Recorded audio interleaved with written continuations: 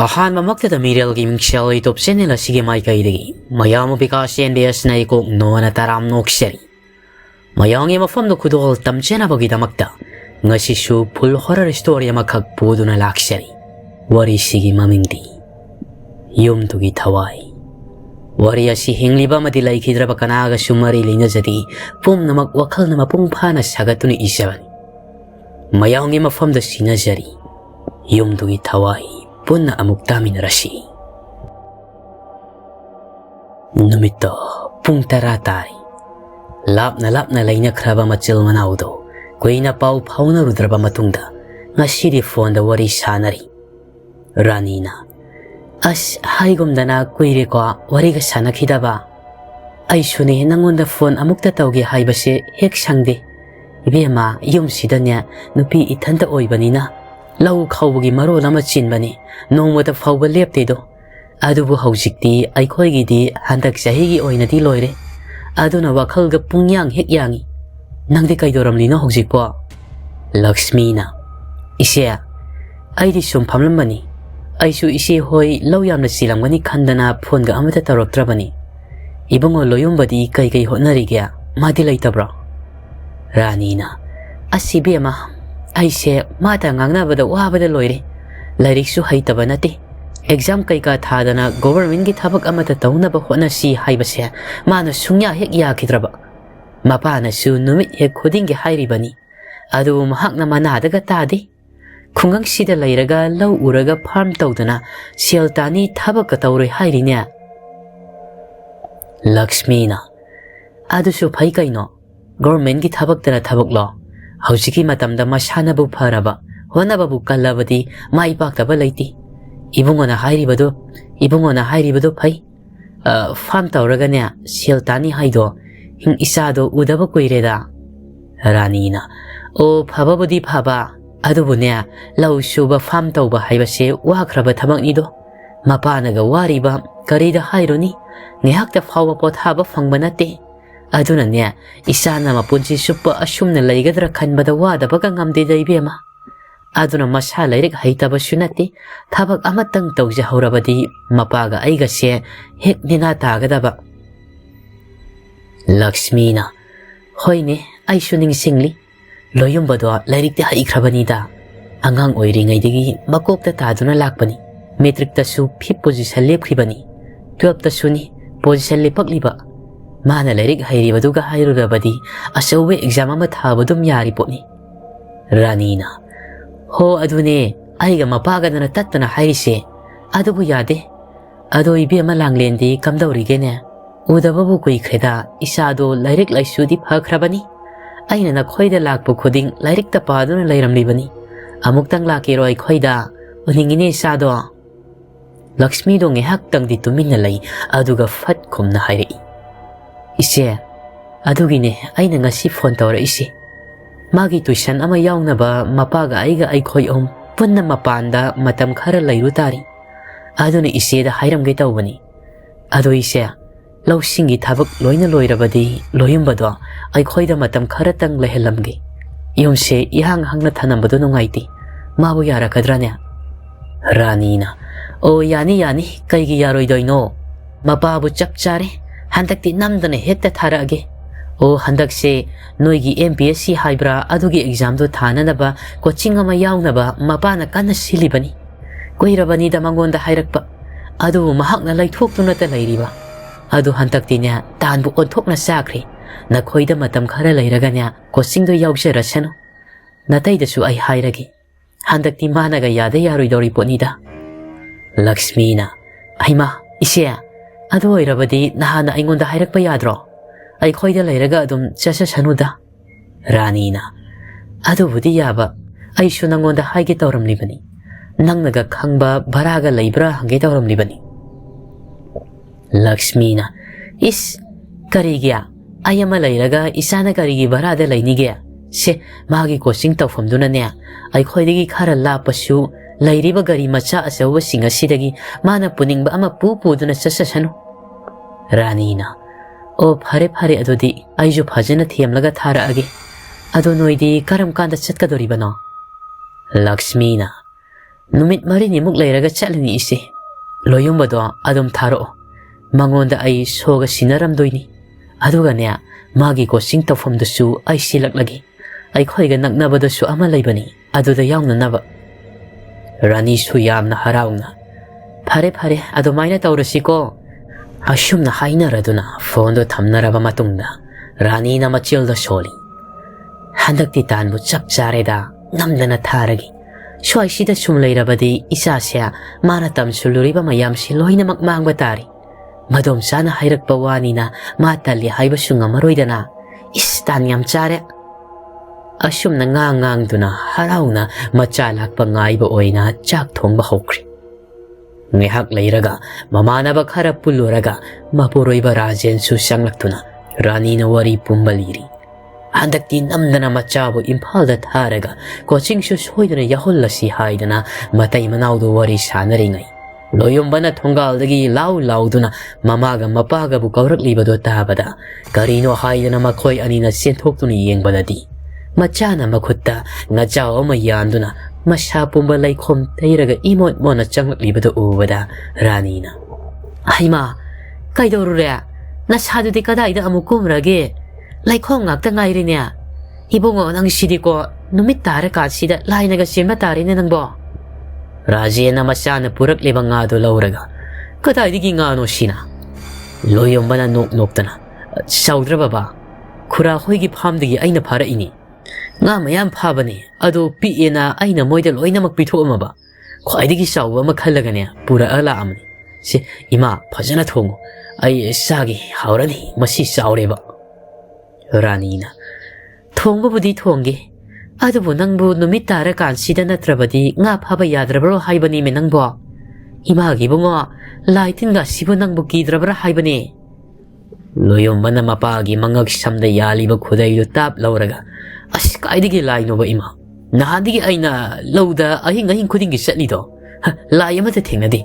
Lai laiti ima. Lai laiti ko ima. Machagi wadu tabada Rani mathabaka yairaga. Kari haiba. Ahingna nangdi karigi lawukta satliba masi haiduna machabu phugi tawi adubu loyombana noktana adu aida lairamba bartil lama pairaga irujananaba makhoi pukhri tamna chenki magi mataududa Ranina lauduna he nongdang sida pukhri daga amuk kumuno ko isingdo sokalaga lujaw nangne a imphalda nadom jahoida satladamni Mamana lauriba kato taribra tadribra khangdi magi thokpa jam tauduna iruja thokri. Asumna numit asidagi mapaga mamaga na kanna haibadagi loyomba su yaningda imphalda chattuna coaching tauba tari. Sengna hairabada mapa mamagi mitki mani oisariba mathanda pokpa oibana makhoidagi lapna machabu lehenkiba pamti. Adubu machana lairik laishu phaba oibana lemna mangan kiba pamdabadagi nungaita machabu thagadoribani. Amaromda loyumbasu mana chatkhraga mamaga mapaga khak laihaugadabado khanbada nungaitribani. Adubu madom sana hairakpa wa oibana mahak yadabasu ngamdri. Maramdi mahakna lairik laishu tambada madom sa hoinasu ashuki mateng pangbiraki. College loisilaklibasu madom sa hoida lairagani. Aduna makhoina hairakpa wa oibana mama mapagi apama sisu thongallagi khalladuna imphalda chatlanaba sem sari. Numiti asum haukhibana satkadaba numittu yaurakli. Mapanadi mahakpu thinbige haibani adubu loyumbana mathanda adum chachakhragi haibadagi mamaga mapagana mahakpu gari tongpham phawba thintokpiraktuna nungaita haujikti madom cha Lakshmi hoigi mayum yaukri. Madom cha hoigi yumgi gate ado solonduna lairam. Misu amata laiba udi. Maduda loyumbana madom cha da phone tawi. Lakshmi na loyumba nang yaura abro. Loyumbana hoidom cha ayore gate mamangda lairi kai laigi. Lakshmi na aima ai khoidinga na chatlene Plaito angan bagi oidana. Loyumbana. Adudi kamay tawne. Lakshmi na. Sese, nanggit mamangda lay haiba natro. Yitlomda uwama hawidana. Adugi makhongda laybakda khajiktang kothok lagi yengo. Aduda sodo tanambani. Loyumbana noklaga. Is idomsa su naine yengeko. Hairaga. Udugi manakta sangsinduna laibak to makutna khara khotuni yengbadadi shodo thengnai. Maduda phange idomsa. Lakshmi su phare ningthi jana layuko nangi ko singi do su noi kakana figa loinamak thiramabani. Nang mafamdi khangadra nahan aina haikibado ningsingadro nangbo.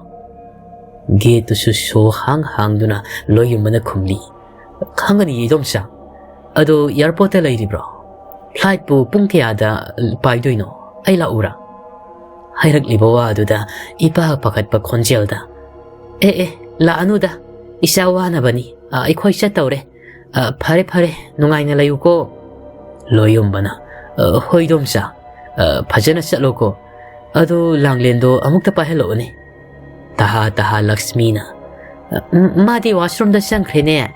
Idomsa su flight matam oire thame ko ibungo. Haidana phone do thamkri. Maduda machilda tapna sholi. Ash thamkri ne. Langlendo amuktang lakna gi tawni. Hoida horen yauraga mai tawjara shani. Ashi haidana shodo hanglaga imungda sangai. Yumdo ashoki matik saukri. Nahan makhaidi madom sa hoy makhoy mari punna laybanina kharadi do maklangmani. Adubo ngasi di mahakakta magsauraba yung maduda sanglakpada masyado isiksi. Ada kunggang na mamanaba kayaga lang na nalayba do ningsing lubada mapukningda mayum ningsingay. Adubo masyana masyagi wakal do fatajato na hana mahak na college tamlingay da layramba kahaduda sanglakli hayraga purak liba layrik mafi marol singdo mafamsana tamlaba matungda. Makuta layrik ama paiduna yumdugi khwaidagi mathak tamna karai. Mathak yaurabada layramba saukriya mada famduna akoi badu de yengli. Mathak dagi yeng tharakbada akoi badu phajana uri. Yungi hek thangnabada laikai lampak macha masulai. Lampak aduda angang sing khara sanaba uri. Nakalamadana dugal gomba khara shuphamli. Yumsi mayam na yum lainari baduga khajik tang laknabagum tawbani. Impal oirabasu aswaya sidi mi yamna tabu mafamdi oidi. Mafamadudagi khara satkrabadi bazara malairi. Mafamadu yaukrabadi mina signa saina ngamdana til. Mafam ado aidani loyo mana coaching yaugudribasisu. Asum na wakal jajat khallaga akoy bado sum yenglaba matungda. Lairik to amuk paba hawi. Lairik ta thawai yaubo oibana paba bo haukrabadi lepti. Asum parakpana matamdi asum thengsilakli do. Nungthilgi pung anirom tasilakli. Ngasay mayumdagi sak saraga lakpani adubo hausikti mabuk lamlakladuna karigomba masyagi haidana makhada kumtharaklami. Kitchal layriba domda sangduna Megi khara hauraga saraba matungda masyado waraduna magi kada sanglaga phamungda kakatuna tungkri. Matam di tapna shumahaukibana numidang wairamgi matam oisilakli. Masyado lam sanglak pagi wabaduda khara koina tumluraba mali. Hausiktada hugatuna mamay mamittaraba matungda TV layriba kaduda laklaga layrik baba hawi. Tanjaduda manakta layriba fondo laktuna paikhalay. Mama oirambadagi ngehak wari saraba matungda loyumbana. As ithandaga laybane sak thongba talini. Ado sakti saningi. Hoida ngasidi order tawraga saragi hayengdagi phajana thongaga saba haiduni. Asumna sanaba khara order tawkri. Pungkhai muk layraga thongdu thilai. Maduda saport order tawkhibadu yawrakla male khanduna paramliba layrik to table du thanamlaga parapraplai. Aduga thongdo hangduna yengbadadi kanashu layramdi. Loyumbana kainone kanamta layramdribasibu hausikta thong thilakibadaina. Mangakto akoibaduda laytana yengi. Adubu kanashu laybadi udi. Maduda amuk thongdo lon silamlaga changlaktuna layrikto amuk baba hawi. Adubu ngihaktang layraga amuk so thongso thilai. Adubu ngihaktang layraga amuk thongdo thilai. Handak suloyumbana para siyan thoraktuna thongdo hangbadadi kanasyo amuk layramdi. Wakal nara haidan amuk handuna changat laga sofa tu da ngek pham tharaga thong do amuka shuthi lai sofa tu da ngek pham thabaga thong do amuka shuthi lai fuk haugatuna amuk yengbadadi kana shu leiramdi tawra iba matau tu da mashado sauning laktuna emungda prap prap sankhraga tullama lauthok tuna thorak laga thong ado sabak pa ko makai hangdok tuna thamlaga thong du gi hek mayaida tul do thaduna famlaga lai Mapalda light na pungan nga na than banina mamlabas udaba laiti asum na thongi mayayu da famna lairik ama pai duna paraga lairingai handaksu sabak phak na hangdok tuna lairiba thongdo kanagumba mana thilak pugumna tok tok haidana makhol tholai loyum badu khangpre khangduna thongdo pairaga lai lai duni yengi koino ne mashi thong sibu masha mathandaga pungthin do thin basibo as mo imphal siriko 자자니고 마타다 틴자비 통가수 토라 말이 아이코 이돔 자 호시수 पैसा पाइमन्दना थामफाम लेत्रबा खंदी जाजात यामना तौरेइदा नोकपु नोकनिंगी असुमना मथंदा ngang-ngang-duna lairingai magi phone du khingai sangsilakduna phone du paikhatli nipa amana asapot ki deliver lai geta lairi amukta thokpira uba loyumbana o thoklei haidana lairik to mahakna phamlamba tul tu thanamlaga sen thorei geto lonuna lairambado hangtoktuna lairam liba nipa adudagi magi achapo to lauraba matungda paisa pige tawada bag yauramdri ai gi bag to manungda lehore ngihaktang ngai biramuko ai muktang lauthok sharukhigi hairamnaga manungda muksen silai mana sanglakpada ngasai mahakna tul mathakta thanamba lairik to makhada taduna lairami madu ubada haifetang yengonlaga karisu khandana manungda prap changkri magi bag to paiduna thoglakpadadi makhada taduna lehoba lairik to amuk tul mathaktu da lairami ngehak ingangakna munni yengolaba matungda amuk prap senthokri nipa adu da sial do piraba matungda asha poto lauduna geto lon silamnaga masilda morom sonuna changai gesi su lolaga lairami kananan ngasai gi thong thilai ai gi wakhalna oiraba satnani ngang dana sanglakpada ngasai toldu gi mathakta lehowa lairik to handak mungna amuk makhada taduna lairamni kainoda lairik sisu imphal yaropasida makuk ngawrabra khangdim amuk makhada lairamni amuk na mathakta lairamni ainaga kok ngawsilakpani karino tawrisibo gyanga tadrida asumna lairik to khunkatna puselai thongdudi haujiksu adum hanglaga thamli sofa du famthaduna lairik to thamlaba matungda asapo to amuk thamduna chananaba siam saba hawi sana tv ngehak yenge khanduna mana pamjaba sini lama tharaga asapo to chaba hawi asumna ngehak wakhal lamada nungaina lairingai tanjaduda thongdo masa mathanta gam launa thingsilai ikhang khangauduna tarak leba makholduda saramba gado khangprek e khangi loyungbana kaya kana lonsi lainoni khangprek ka khangim aidiko sari thainga di yamni yeli onthokna tankrida ngang dana amuk hawalaklaga thongdo lonsil nuksit yamna kana sitpasunati adubu lungkraba shaukraba thongdo karamna mathanda thingzilakliba no khanbada masado ngakpa masu phawi adubu ka hena khanjiludi amuk tv do yengna sari ngai tanjaduda magi manakta lairiba lairik to masilangai adubu loyumbadi yengliba da mathwa yaungni yengkhibana ubanati lairik to masa mathanta sumlenglaga kanagumba saudaba amana paikhattuna pabagumna sena singado amamtang oina phak-tuna lai lairik tuna sena kangbagi makhol tarakladuna loyumbana onthoktuna khangyengengwakpadadi phaklam labado chaplekri adubu lairik tudi phaktoktuna lairam madu ubada masada karino haiduna singnabadi phawri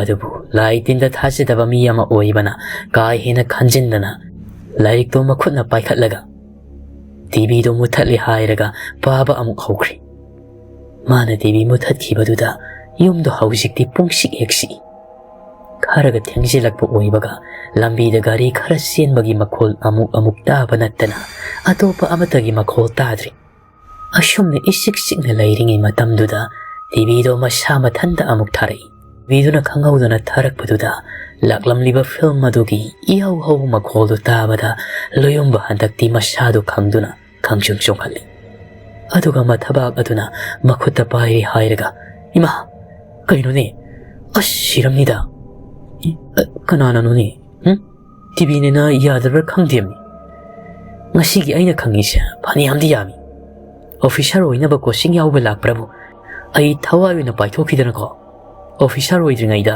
amathak yauni ashi haiduna remote ta pairaga tv do muthali aduga sofa do famduna pakhaliba masado fatharaba matungda kadugi maidu muthatlamnaga mathakta lairiba magi ka tamna kari ashum karakpada makhara tharaga lairiba table duda kanagomba amana thinbagi tak tak lau makhola matari maduda loyumbana magi phone gi flashlight to kaptuna yengbadadi mi makhut manba ama fat launa amama marak aduda singsin kribada ubada masado shwai lawi makhada amukum thaduna yenglugada su masado sum hainaraktabadagi hanna yengamdana mana laigaduriba kaadu tamna kari ashum karakpana kaadu su yauraduna mai thali adubu magi famungduda kanagomba amana nga thaduna famaga lairambagumna masada phawi adubu mai ingan ngana thalabadudadi kanashu udi pairakliba lairikto table lairibaduda thanamlaga kaduda lairiba washroom duda sangduna mamai mamitta thoi adumna mahakna mamit ushanduna lairingi matamduda lairik thamliba mayamadudagi lairik ama ani makhada takhibagumba khontai maduda loyumbana ai kaino amuk tawresina as aidi ko pielehe murum sholaga mamai mamito fat ta thoklaba matungda mamangla thiliba mingsiel duda khangeng yenglakpadadi kanagumba nupigi saban manba ma matung onthoklaga lepaga lairami madu ubada masapu maswai laukhiduna washroom dugi thongdo hangtoki tawbada mapandagi thongdo londuna lairamli tawrakliba mawngsida mapunsida amukta fawba kiba fawrkriba loyumbado ngasidi masado laitadri mathanda khak lairiba yomasida kananano thonglon siliba sibu khanbada sarangladuna thongdo hangnaba kanna hotnai tanjaduda magi kada thamliba lairik singdo makhada amamtang oina tarakhibago makhol tai aduda sunattana kanagumba amana lairik adubu fakpagi makhol chu tari tariba makhol singaduda loyumbadi masadu laita from khangdraduna kanano aduda lairibadubo thongsi hangosi kanano ashumna konjel khara kanna lawi adubu handakti nipi amagi konjelna morom shonduna lairik babagi shonthangraba makhol thoklai handakti loyumbana hera kanano ni sibo aimoda sanariba gaidurane ai thongsi thuna hangu natradine ngasi ai o khongda kapseraksani si haidana naihak tumina lairaga nipa masagi thongna pumba puthoktuna thongado aroibida khangin ilai adubu ngasai lolamliba thongdo hangtoktuna lairambagumna loyombado masangak pangamahuda washroom dudagi paithoraktuna thariba table duda makokto yeshel maduda makokto pairi hairaga imai piyama asai siramnida kairo tawriba sibo as ashumna makokto nanduna lairingai washroom gi thongdo kanagumba mana manungdagi lonchinkri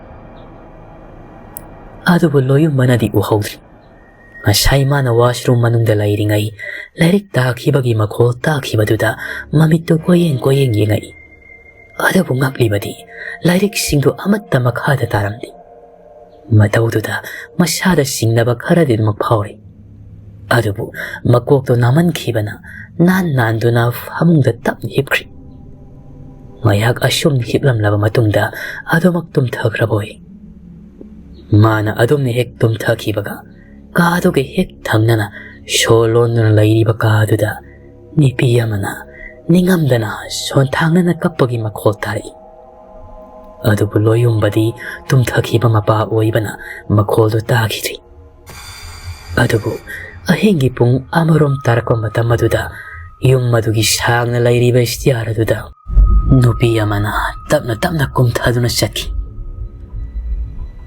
ꯑꯁꯨꯝꯅ ꯅꯣꯡꯉꯥꯟꯈ꯭ꯔꯦ꯫ ꯑꯌꯨꯛꯀꯤ ꯄꯨꯡ 6 ꯇꯥꯕ ꯑꯗꯨꯋꯥꯏꯗ ꯂꯣꯌꯨꯝꯕꯗꯨ ꯇꯞꯅ ꯇꯞꯅ ꯃꯃꯤꯠ ꯄꯥꯡꯊꯣꯔꯛꯏ꯫ ꯑꯗꯨꯒ ꯐꯣꯟꯗ ꯄꯨꯡ ꯀꯌꯥ ꯇꯥꯔꯒꯦ ꯍꯥꯏꯗꯨꯅ ꯌꯦꯡꯕꯗꯗꯤ ꯇꯥꯔꯝꯂꯤꯕ ꯄꯨꯡꯗꯨꯗ ꯃꯁꯥꯗꯨ ꯑꯐꯤꯡ ꯑꯐꯥꯏ ꯑꯣꯏꯅ ꯈꯪꯍꯧ ꯍꯧꯒꯠꯂꯛꯏ꯫ ꯑꯗꯨꯒ ꯊꯨꯅ ꯏꯔꯨ ꯃꯥꯏꯊꯖꯕ ꯂꯣꯏꯔꯒ ꯀꯔꯤꯝꯇ ꯆꯥꯗꯅ ꯀꯣꯆꯤꯡ ꯊꯦꯡꯉꯤ ꯍꯥꯏꯗꯨꯅ ꯂꯩꯔꯤꯕ ꯒꯥꯔꯤ ꯁꯣꯁꯤꯡ ꯊꯝꯐꯝꯗꯨꯗꯒꯤ ꯒꯥꯔꯤ ꯃꯆꯥ ꯑꯃꯒꯤ ꯁꯣ ꯇꯥꯞ ꯄꯥꯏꯗꯨꯅ ꯊꯣꯔꯛꯂꯒ ꯒꯥꯔꯤ ꯊꯧꯗꯣꯛꯇꯨꯅ ꯌꯥꯡꯅ ꯊꯧꯗꯨꯅ ꯂꯥꯛꯂꯤ꯫ ꯃꯥꯒꯤ ꯀꯣꯆꯤꯡꯁꯤ ꯄꯨꯡ 8:30ꯗ ꯍꯧꯒꯗꯕꯅꯤ꯫ ꯑꯗꯨꯅ ꯍꯦꯛ ꯍꯧꯕꯒ ꯊꯦꯡꯈ꯭ꯔꯒꯅꯤ ꯈꯟꯗꯨꯅ ꯒꯥꯔꯤꯗꯨ ꯈꯔ ꯀꯂꯞ ꯊꯧꯗꯨꯅ ꯂꯥꯛꯏ꯫ ꯑꯗꯨꯝꯅ ꯁꯨꯝ ꯊꯧꯔꯛꯄꯅ ꯀꯣꯆꯤꯡ ꯇꯧꯒꯗꯧꯔꯤꯕ ꯃꯐꯝ ꯑꯗꯨ ꯌꯧꯔꯗꯨꯅ ꯒꯥꯔꯤꯗꯨ ꯍꯦꯛ ꯈꯥꯝꯕꯒ ꯀꯅꯥꯒꯨꯝꯕ ꯑꯃꯁꯨ ꯃꯥꯒꯤ ꯒꯥꯔꯤꯗꯨꯗꯒꯤ ꯀꯨꯝꯊꯈꯤꯕꯒꯨꯝꯅ ꯃꯁꯥꯗ ꯁꯥꯎꯝ ꯑꯃ ꯐꯥꯎꯏ꯫ ꯃꯗꯨꯗ ꯃꯃꯥꯏꯗꯨ ꯐꯠ ꯑꯣꯟꯊꯣꯛꯇꯨꯅ ꯌꯦꯡꯕꯗꯗꯤ ꯃꯥꯒꯤ ꯑꯀꯣꯏꯕꯗꯗꯤ ꯃꯤ ꯈꯔꯁꯨ ꯀꯣꯆꯤꯡ ꯌꯥꯎꯅꯕꯒꯤꯗꯃꯛ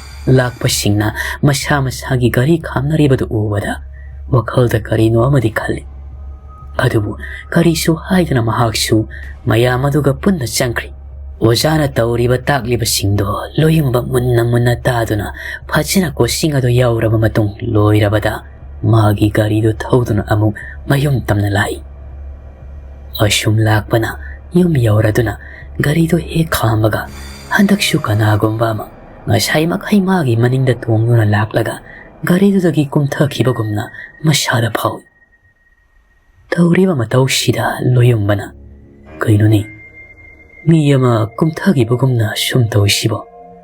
ꯑꯁ ꯑꯩꯒꯤ ꯋꯥꯈꯜꯅꯔꯅꯤ ꯒ꯭ꯌꯥꯟꯒ ꯇꯥꯗ꯭ꯔꯦꯗ꯫ ꯆꯥꯛꯁꯨ ꯂꯥꯝꯕꯅ ꯂꯣꯏꯔꯦ ꯀꯩꯝꯇ ꯆꯥꯗꯨꯅ ꯆꯠꯄꯒꯤ꯫ ꯑꯁꯨꯝꯅ ꯏꯃꯨꯡꯗ ꯆꯪꯂꯦ ꯍꯥꯏꯔꯒ ꯆꯥꯛꯈꯨꯝ ꯆꯪꯗꯨꯅ ꯂꯩꯔꯝꯕ ꯀꯔꯤ ꯀꯔꯤꯅꯣ ꯈꯔ ꯊꯣꯡꯂꯕ ꯃꯇꯨꯡꯗ ꯆꯥꯅꯅꯕꯅꯤ ꯍꯥꯏꯗꯅ ꯂꯩꯔꯤꯕ ꯄꯨꯈꯝꯁꯤꯡ ꯑꯗꯨꯗꯒꯤ ꯄꯨꯈꯝ ꯑꯃ ꯂꯧꯗꯨꯅ ꯆꯥꯛ ꯊꯤꯔꯤꯉꯩ ꯗꯥꯏꯅꯤꯡ ꯇꯦꯕꯜꯗꯨꯗ ꯃꯁꯥ ꯅꯥꯟꯅ ꯇꯣꯉꯥꯟ ꯇꯥꯅ ꯂꯩꯔꯤꯕ ꯄꯨꯈꯝ ꯑꯗꯨ ꯃꯥꯒꯤ ꯃꯅꯥꯛ ꯇꯝꯅ ꯃꯁꯥ ꯃꯊꯟꯇ ꯀꯅꯥꯒꯨꯝꯕ ꯑꯃꯅ ꯏꯟꯁꯤꯜꯂꯛꯄꯒꯨꯝ ꯏꯟꯁꯤꯜꯂꯛꯏ꯫ ꯃꯇꯧꯗꯨꯗ ꯂꯣꯌꯨꯝꯕ ꯈꯪꯗꯨꯅ ꯏꯃꯥ ꯀꯩꯅꯣ ꯇꯧꯔꯤꯁꯤꯗꯤ ꯍꯥꯏꯗꯨꯅ ꯃꯆꯤꯜꯗ ꯁꯣꯜꯂꯒ ꯄꯨꯈꯝꯗꯨ ꯑꯃꯨꯛ ꯏꯟꯊꯣꯛꯇꯨꯅ ꯊꯝꯈꯤ꯫ ꯑꯗꯨꯕꯨ ꯑꯃꯨꯛꯀꯁꯨ ꯄꯨꯈꯝꯗꯨ ꯏꯟꯁꯤꯜꯂꯛꯏ꯫ ꯇꯧꯔꯛꯂꯤꯕ ꯃꯇꯧꯗꯨꯗ ꯂꯣꯌꯨꯝꯕꯅ ꯑꯁ ꯃꯑꯣꯡ ꯑꯃꯅꯤꯗ ꯁꯤꯗꯤ ꯍꯥꯏꯗꯅ ꯃꯥꯒꯤ ꯆꯥꯛꯇꯣ ꯄꯥꯏꯔꯒ ꯆꯥꯛꯈꯨꯝꯗꯨꯗꯒꯤ ꯆꯦꯟꯕꯣꯏ ꯀꯩꯕꯣꯏ ꯊꯣꯛꯂꯛꯇꯨꯅ ꯇꯤꯚꯤ ꯀꯥ ꯂꯩꯔꯤꯕꯗꯨꯗ ꯐꯝꯂꯒ ꯆꯥꯛꯇꯣ ꯆꯥꯔꯤ꯫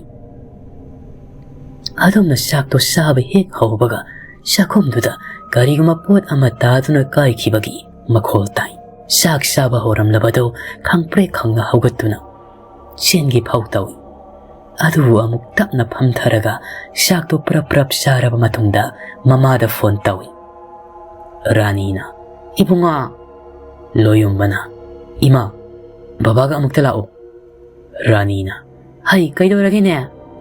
ꯂꯣꯌꯨꯝꯕꯅ ꯑꯁ ꯑꯩ ꯌꯨꯝꯁꯤꯗ ꯂꯩꯕꯁꯦ ꯌꯥꯝꯅ ꯍꯩꯅꯗ꯭ꯔꯦꯕ ꯇꯝꯅꯕꯩ ꯃꯑꯣꯡ ꯇꯧꯏ ꯑꯃꯨꯛꯇ ꯂꯥꯛꯑꯣꯕ ꯏꯃꯥ꯫ ꯃꯁꯥꯒꯤ ꯋꯥꯗꯨꯗ ꯊꯥꯖꯗ꯭ꯔꯗꯨꯅ ꯔꯥꯅꯤꯅ ꯆꯩꯔꯛꯏ꯫ ꯍꯦ ꯀꯥꯔꯟ ꯇꯨꯔꯟ ꯉꯥꯡꯒꯅꯨꯀꯣ, ꯂꯥꯏ ꯇꯤꯟ ꯀꯤꯗꯕ ꯅꯪꯅ ꯑꯍꯤꯡꯅꯦ ꯅꯣꯡꯌꯥꯏꯅꯤ ꯈꯪꯗꯈꯩ ꯂꯧꯕꯨꯛꯇ ꯒꯥꯔꯤꯗ ꯆꯠꯄ ꯉꯝꯂꯤꯕ ꯅꯪꯅꯕꯨ ꯇꯝꯅꯩ ꯀꯥꯏ꯫ ꯃꯥꯅ ꯂꯩꯅꯤꯡꯗꯕꯒꯤ ꯍꯥꯏꯖꯤꯜꯂꯤꯕꯣꯏ ꯈꯟꯗꯨꯅ ꯍꯥꯏꯔꯛꯂꯤꯕ ꯃꯃꯥꯒꯤ ꯋꯥꯗꯨ ꯇꯥꯕꯗ ꯑꯁ ꯏꯃꯥ ꯑꯁꯦꯡꯕꯅꯦꯃꯤ ꯑꯃꯨꯛꯇ ꯂꯥꯛꯑꯣꯕ, ꯕꯕꯥ ꯅꯣꯏꯁꯨ ꯈꯪꯅꯤ ꯂꯥꯛꯑꯒ ꯅꯣꯡꯃꯇꯪ ꯑꯣꯏꯔꯕꯁꯨ ꯁꯤꯗ ꯂꯩꯁꯦꯕ꯫ ꯔꯥꯅꯤꯅ ꯏꯕꯨꯡꯉꯣ ꯅꯪꯀꯣ ꯏꯃꯥ ꯁꯥꯎꯂꯛꯀꯅꯨꯍꯦ, ꯅꯄꯥꯅ ꯇꯥꯔꯒꯅꯦ ꯉꯥꯡꯕꯤꯔꯛꯀꯅꯤ꯫ ꯀꯌꯥ ꯀꯨꯏꯅꯤ ꯍꯥꯏꯒꯦꯅꯦ ꯀꯣꯆꯤꯡꯗꯨꯕꯨ ꯂꯣꯏꯔꯕꯗꯤ ꯌꯨꯝꯗ ꯂꯩꯔꯒ ꯑꯦꯛꯖꯥꯝꯗꯨ ꯊꯥꯕ ꯌꯥꯏꯗꯅ꯫ ꯁꯦ ꯏꯃꯥ ꯊꯝꯃꯒꯦ ꯐꯖꯅ ꯂꯩꯌꯨꯀꯣ꯫ ꯂꯣꯌꯨꯝꯕꯅ ꯏꯃꯥ ꯑꯩꯅ ꯍꯥꯏꯁꯤ ꯑꯁꯦꯡꯕꯅꯦꯃꯤ꯫ ꯃꯁꯥꯅ ꯍꯥꯏꯔꯤꯕ ꯋꯥꯗꯨ ꯇꯥꯗꯅ ꯔꯥꯅꯤꯗꯤ ꯐꯣꯟꯗꯨ ꯑꯗꯨꯃꯛ ꯊꯝꯈ꯭ꯔꯦ꯫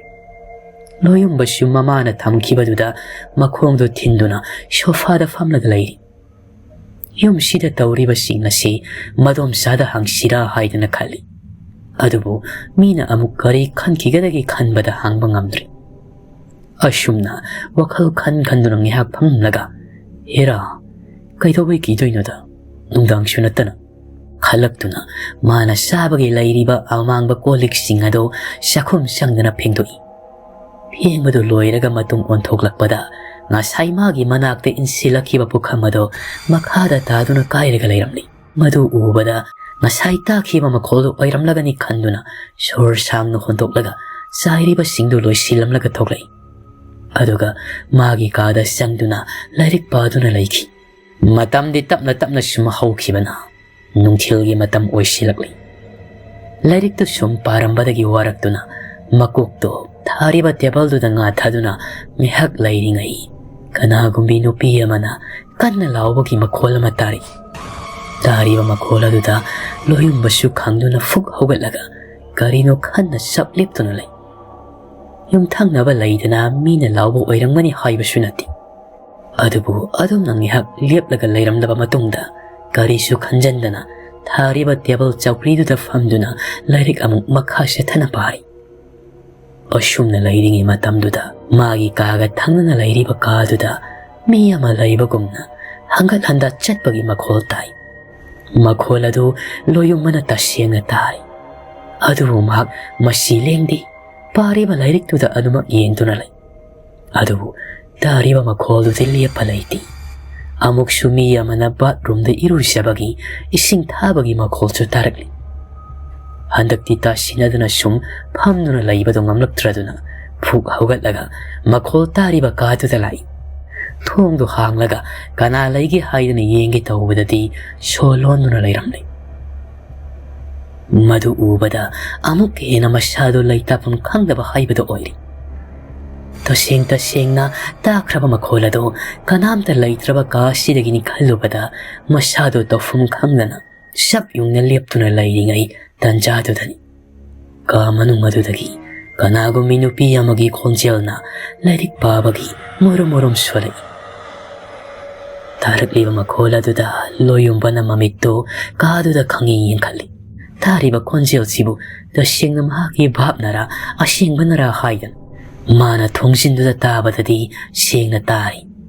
Khonjel adusu mana hana takraba khonjel amasu mali. Aduna hena singnaba helaktuna wakhalda kanagi khonjel no khanna taduna ningsingnaba hotnaringai. Taramliba lairik babagi khonjel adu amuk chaplepkre. Aduga thongdu manungdagi gam launa hauna thilai. Ikhang khangawduna thongduna manungdagi thilakpaduda loyumbadi manakong thangjinduna tarambado khangpre khangduna makhada phamthaki. Adubu thongdudi thinba lepti. Oithokani thajidaba ngakta urakpa tarakpasidadi loyumbadi masado kibana nikli. Kina lairingai tanjaduda amuksu tariba thong thinbagi makhol marakta nipi amana susut kapagi makhol chu tarakli. Mataududa asumna sum tasinuna laiba ngamlaktabadagi makhada lauduna sentaraktuna yumdugi mapalda thoglaktuna shormapi holaga lairingai. Magi fondo lakpagi makholduda amuksu khangduna masada chongkhali. Kanano haiduna fondo laukhattani yenglubadadi mapa oiduna lairamli.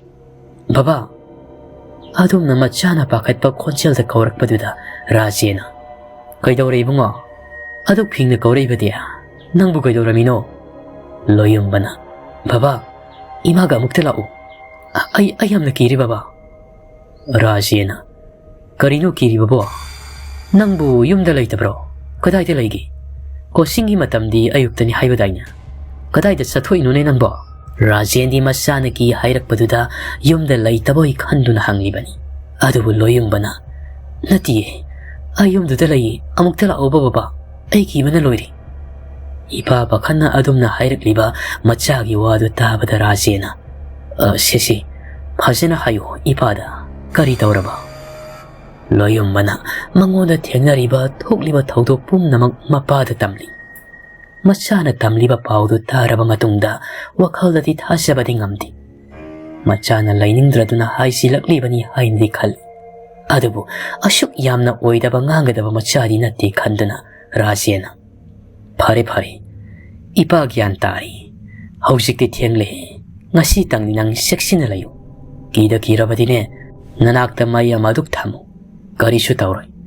Namaga aiga hayeng nong hek nganbaga isagi manakta laki. Kigano isa sidi nupa masanidana. Isa na lalo dabani na ne karisu tawroy ko. Ipa thamage siksin layo isa sidi. Mapagi wado tabada mapukning nungsirak mamitagi mapitaray. Adubu magholdo siyemnaga loyumbana. Hoy baba, hayangan na lau ko. Raziena, lakani. Ay thame ko. Haydana phone to thamkri.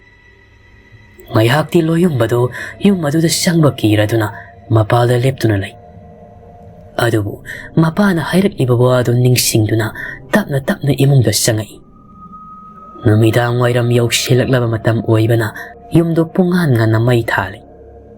Adom na pungan nga labado dadi nungdang oyrabasyu masyado karakiba pabagum na taw. Layrik ihak param laga syakum siyang duna sak thongli. Asyom na loyum mo na sak thongli ngay matam duda. Yumduda layri bestiara duda. Miyama na matakpagi kumtarak pagi makhwala matari. Madu hek taabaga loyum mana saksang dudagi sentorak tuniyeng. Adubu kanamta dilayti. Mana adom niyeng laba fauba miyama na kumtarak pagi makhwala dudi adumaktari. Adubu masyana masyado patazaduna. Kira basyu hayeng fauba di kang lagi kanduna sakom duda muksang laga sakto loy sinabakan na tong lingayda. Magi kagat hang na layri baka dudagi ni piya mana kan na laubagi makotaray. Ado bulo yung badi karisuta ba amago tongli ba siyak duda mamay onsin duna ado magtongli. Asyum na siyak tuloy silak duna buka mamada tidok laga dining table duda pam na tsaba horak bada. Nga say tau kiba dugom na buka mama magi manaktam na fatpay silay. Handakti nga say makay fatha duna layrambado fatha bang amlaktra duna loyumba phone do lauthok duna madom sada call tawrai. Ado po pairakti. Hanjin tawda pairak duna. Lakshmi na. Hello, loyumba na. Idom sa. Adom na loyumba na pakan na kaurak pa duda singna ba amagal loy na Lakshmi na. Kay tawri bo nga. Loyumba na. Idom sa. Iyom siyam na tamnay. Ayam na kiri. Hayraga hik kapthorakli. Madu tawda Lakshmi na. Oh, kaino ni haysibo. Asing bayra ni ibunga. Karisu kangsadriba loyumbadi kangsadarana. Hoy domsa. Ay hik lakpadagi tamna bada loyri. Idomsa ko inilayri ngayda. Kemda tawdrabasyo.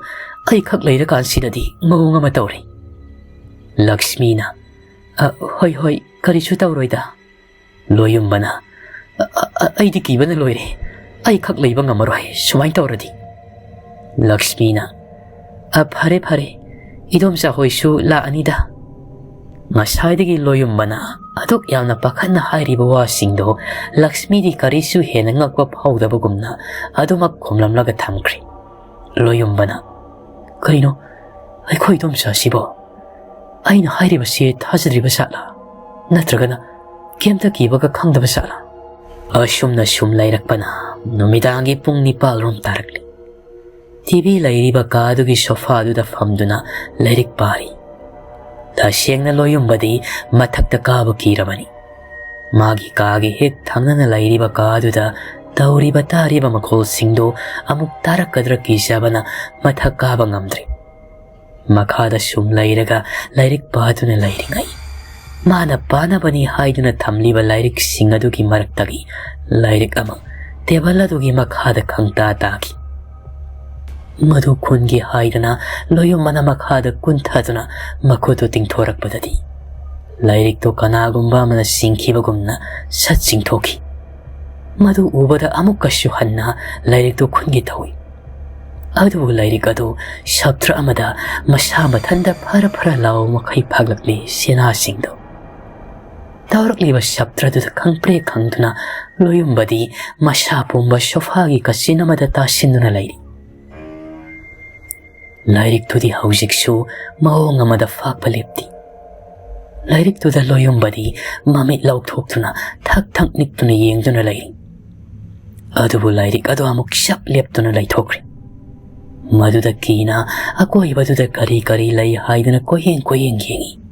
Adubu tanjaduda amuk madom saga magi nipaga langlenga makhoi punna kapagi photo ama thelibado makhada khangta tari mingsial oibani na pungsai saiduna kairi maduda amuk kashu masadu khangpre khangi kaiduna tariba photography maduda mamit kuptuna yengduna lai adubu angakpa amada photo duda yauriba langlengi saktam maduda masa mathanda khoro khoro kholai mataudu ubada loyombadi masadu kiba shumashum helaktuna wakhal manglakadauri adumna mahakna masadu kitana niktuna lairingi matamduda magi tungdagi kanagumba mana sor honbagi makhol tarai ni iba masadu su sab leptuna kina masilengna lairi magi di soron ba fawba lepagum tauri adubu magi maningdagi tarakliba sor honbagi makhodudi adumak tari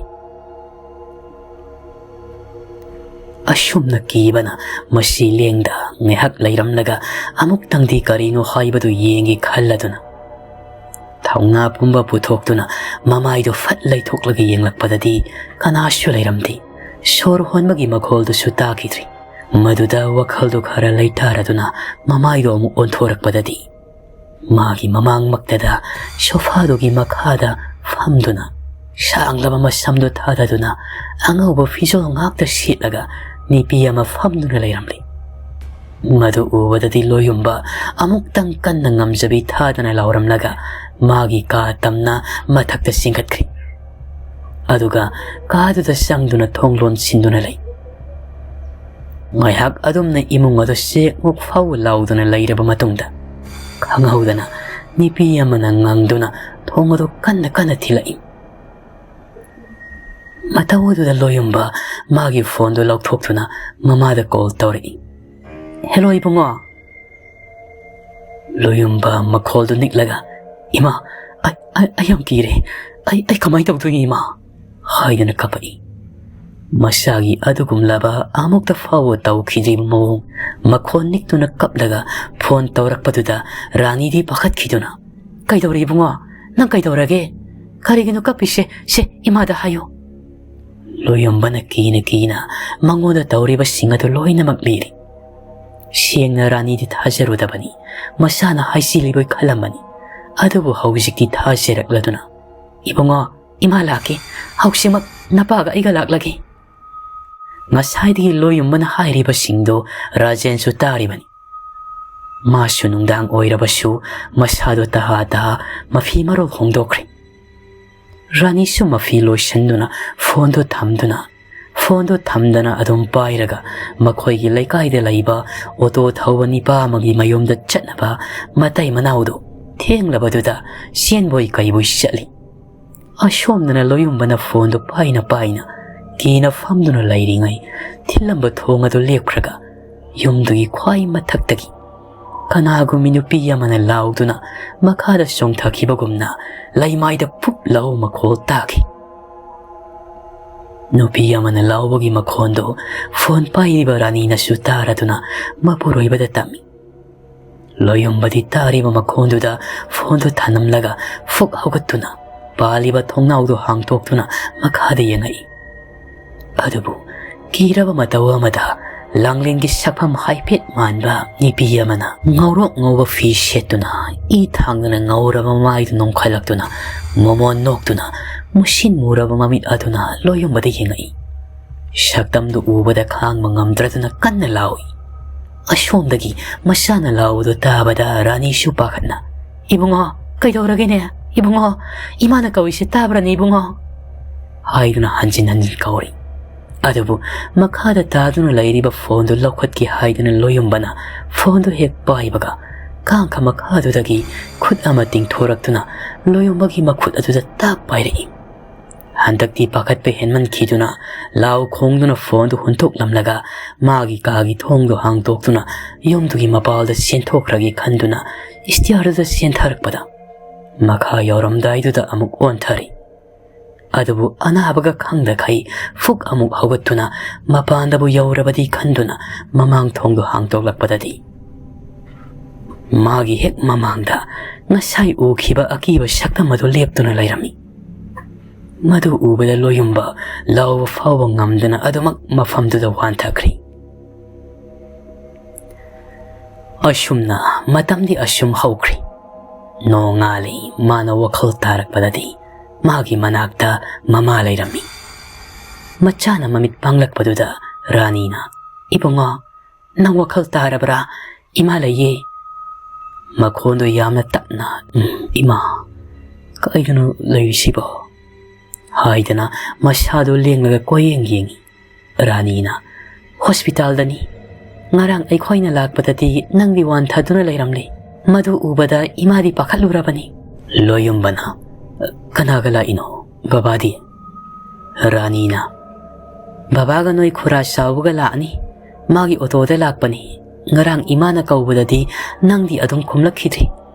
Napaga ay gana siyalaga sabugi otodo aduda ay koy ahum amuk laklibani. Phonduda imana nangbo kaubasidi nang na sungkom he kumakhidrabaduda wakal siwana lakpada. Nang amuk wakal manglaga taduna layrambadu ubadadi ima se gyanga mangkrabani. Napaga sabuga na ne tauraga hospital da purak libasini. Ibunga kamay taurino nangbo. Imadine nang na haibadu thajarudredana. Ngarang thokiba thaudok singdo among ning singlakpada loyumbadi masado hausiksu kiba handi. Adubu mapasu sanglaptuna manakta lairibadudadi wakhaldo fathaduna taukhriba thokriba singdo mamaga mapaga da pumnamak tamli. Madu taraga Ranina adubu nang hek laibaga yumduda tamnarakpa oiramgani haibadi imadi thajadi. Nadom sada hange haidana fondo laukthokhtuna Lakshmi da taurai. Amurak anirak chatpaga fondo paikhalakhtuna Lakshmi na ise Ranina thokliba tauriba singse amati sitadana tamli. Liriba wari singdo taraba matungda Lakshmi na hoi se ay hengla ani aduga phajana wari sarasi hairamlaga karisu hena hairamduna fondo thamkri. Magi mawongduda singnaraduna Rajena kaino magi sidi Makhoina hana yumse tamnay khangba jalo. Ranina aishu khangdene kaino taurisibo. Rajena sauna phai khangamdrabadi phai adubu khangna isabu yumaduda mathomta lainaba silama tarabadine aibu fati haigano. Mama makhoini isagi damak mahi masing tambada mateng yamna pangbiki. Adubu pangbiki haigano su tamnay khangna khudong thiningai oirabi yumduda isabu layu hairamba tarabadi. Aidi tumina khaktu mapana saududa loyumbana thyamjanduna adudi oiramoida baba ai thajadi idom sana adumna tawgani haibadi. Rajena phai oiramdrabadi phai. Ranina amuk adubu ibunga nangna nipi ama ui hairibadubu kana oibashanone. Imadi nangna tamliba paududan tabada mihulga simathong maram khangre. Kanabu oirigaba. Mama na palakpaduda loyumbasu mana ngarang ukiba saktamdo amuk mamita urai. Sum ningsinglubada karino makhang ningsinglaktuna. Ima aina ningsingbadadi nahanmuk aina college tama matamduda idom sa hoida lairingaida aiga ka hek thangnana langningi ka oibani. Kadudagini aina Akiba makhol kaya tarido. Aduga amukshu aigi wakhal naradi khangdi. Aina ngarang ukhiba Akiba nupigi saktamdo langin sum maleda. Ipa pakana Ranina isa langin di oiroida nangi wakhal na oiramgani natragana makhoigi sibu kana gummana makhoiba nungsidabadagi laitinga thajalaiba jala khangdrene.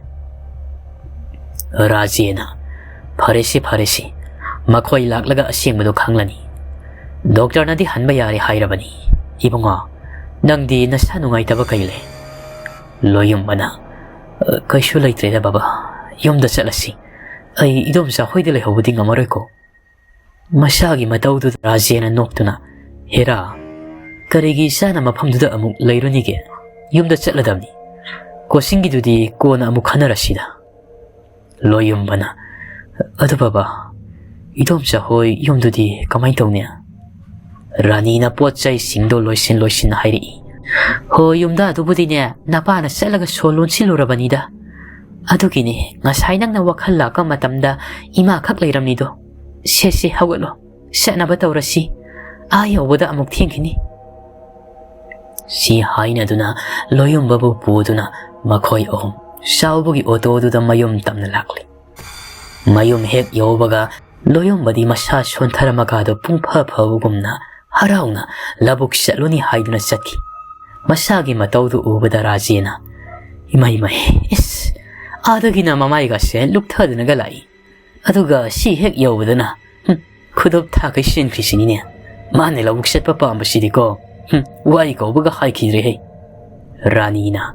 Hoida. Isa si inaktagi lapna tamningdreda. Ma hek laytabadane punghangi hangi. Inakta layraga na niya wakhaw si hek ingi. Adubu isa si matik sabat habak amatanga tawsirabadi niya pungpian gadabani. Magi nupigi wado taraga rajena. Pare sidagi diya magi apa amada tawsirasano. Ay ko yelaroisi. Hera government gi thabak dana thabaklo. Nang na haigumdana mama. Isa laytabase haraw phangba khangdida. Inakti hek layri kay nungaydo. Mana lapna laykraga niya. Kapag phone tawrakpadudadi. As tamoy kasi kay kribani ni idea. Ranina. Ay shuni. Isa na kapag padutabang hamdi. Pare, sidagidi, mana apa amada tawsirasano. Asyum na wari watay sanaramlaga makoy sumasama-sagi tabag tawnakri. Numito hawkri, matangi numita, Lakshmi ga mahaki ni pa prem ga loyong bakoy talai. Gari tawsilakpagi makol tabada loyong ba na sentok to na. Idom sa, laabro, at tiyang Hay na nagkauraga, gari dogi maning tangba tongdo hangtoi. Aduga, langlen. Hay na nagkauri. Adubo langlen di yawrak lamdri. Maduda loyong ba na. Kay no idom sa, langlen di laktro. Madi adale hora bro. Madui angang dusuni ko, yak tingna bada ay na pudoy ni yung. Udabaga kuirabani na uninge ba. Ay na moidaga layringay dadi, layri ka takpikrini. Hagsing na ay kasi loy na kaukramali. Noong matasulakti, phone fawa tawrakti. Ay na tawadasu, may phone do sat kidriya ba. Asyum na mahakit po pa ama, pangang na ngang na layba duda, Lakshmi di mamitagi mapi tarak to na, kanauhan da fat taytoy. Magi nupigi matawdo uwa da premsu, makada yang taduna, awaba kang bugum na chap liap to na layringay, rani ga rajen ga su, imong dagi toglak to na, makoy anibut taram kausin do na, famalaba matungda, rani na. Laktok to na lakpani sak rasi. Isa lang lendo yawrak lamadi hena nungay gadabani niya siya. Lakshmi na. Ise.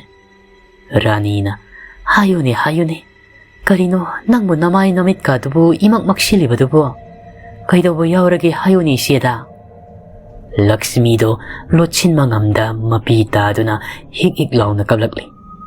Magi mataw do da premsu mamay laytok do ng kapli. Makoy gi mawong do da raje na singna na. Karino, nakoy gi mawong sibo. Karito bo yawragi ni hayo ni nakoy ba. Lakshmi na. Isa lang lendo. Lay kita ba taan nirong parak laysi. Hay do na hig-ikapay.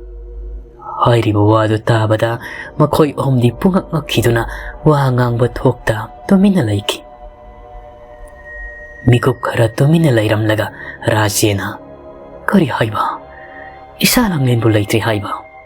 Aduga, karigi pao su amat tatada ba ikoy da? Karigi pao pirak tri ba no? Rani na. Kay no Lakshmi asing marani hay riba ba? Isa lang len bu kamdaw na.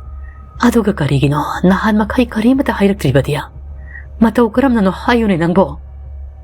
Loyong badi lang len sikreta bada masyado taje da ba na yongkri.